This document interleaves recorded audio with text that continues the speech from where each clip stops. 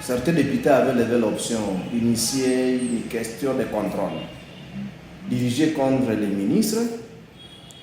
Au niveau du parti, nous disons que c'est des droits, puisque le ministre Chéribin, à charge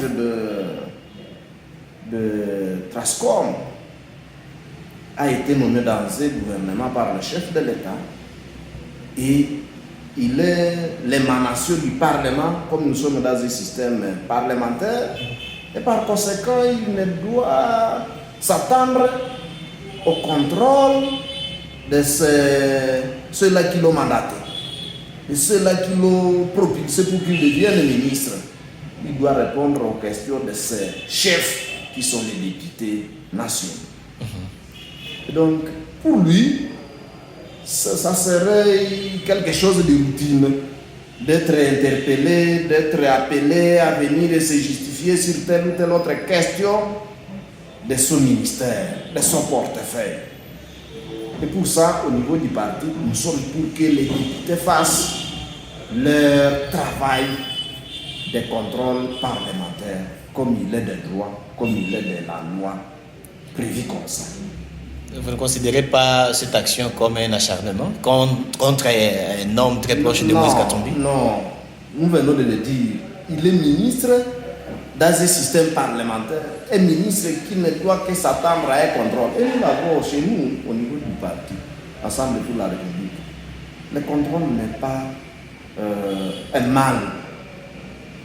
Et le travail que nous rendons, c'est un travail que nous rendons tout en sachant que d'un moment à l'autre, le patron arrivera.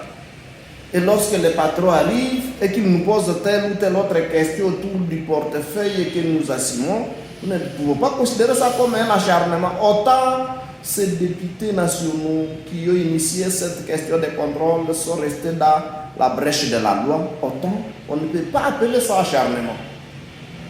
C'est un système auquel nous avons adhéré, un système qui ne doit que faire des précis. Et comme respectueux de la loi, et que nous sommes souvent devant les turbines en train de chanter que les jours nous arriveront, nous allons améliorer les choses, nous serons les premiers à faire respecter les lois de la République. Je ne crois pas que nous puissions qualifier des questions de contrôle comme un acharnement. Sinon, nous serons en train de dire une chose et son contraire. Et donc, la position du parti, c'est que le contrôle, c'est un travail auquel les délégués du parti, au sein du gouvernement, ne doivent que s'attendre.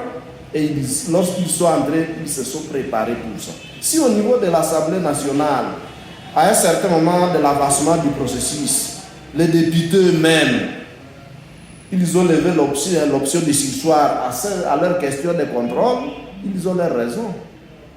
Pour lesquelles ils ont sursis à cette question de contrôle.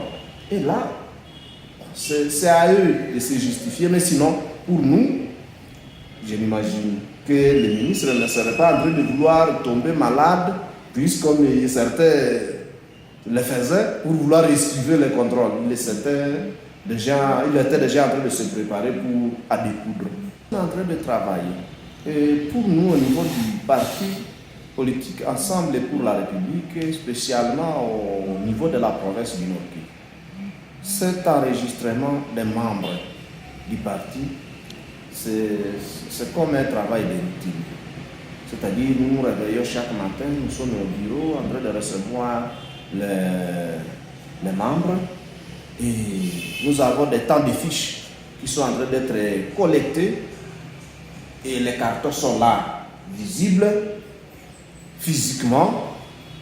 Et nous avons des informaticiens suffisamment préparés pour l'accodage, l'enregistrement électronique de tous les membres qui adhèrent et la livraison des cartes à ceux qui ont déjà payé.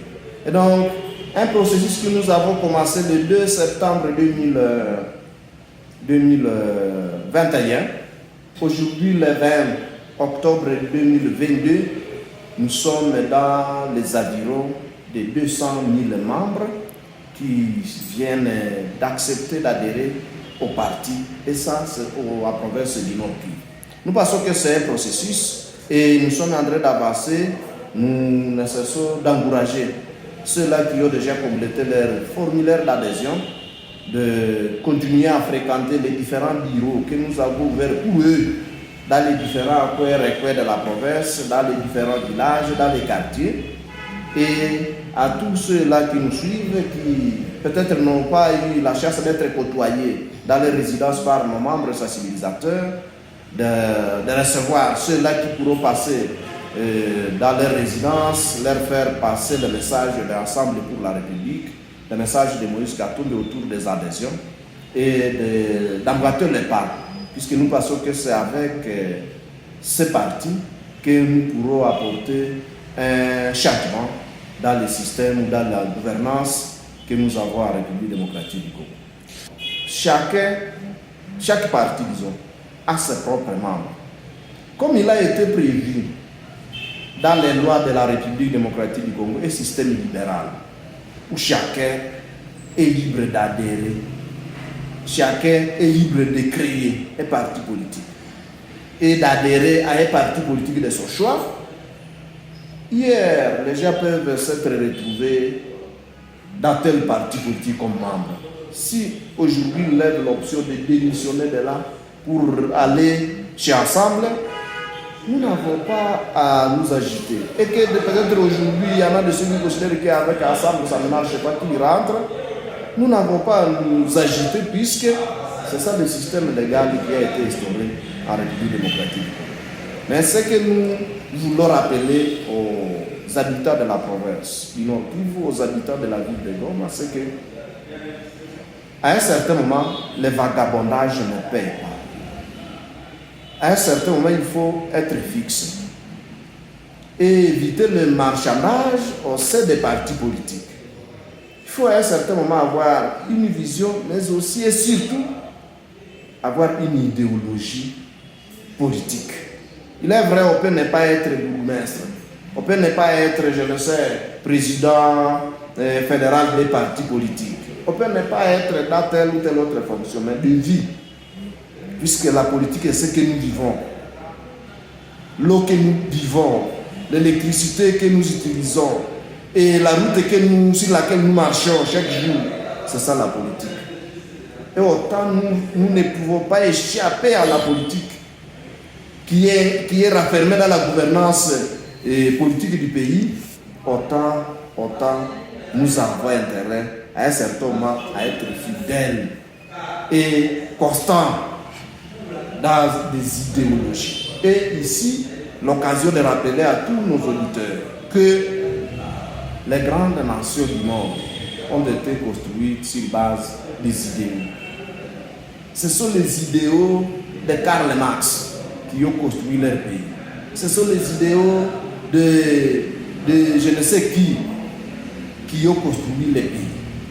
Et donc, nous avons intérêt à voir de loin, considérer qu'avec cette idéologie, avec cette vision, on peut construire. Et s'accrocher sur cette vision, la défendre jusqu'au bout.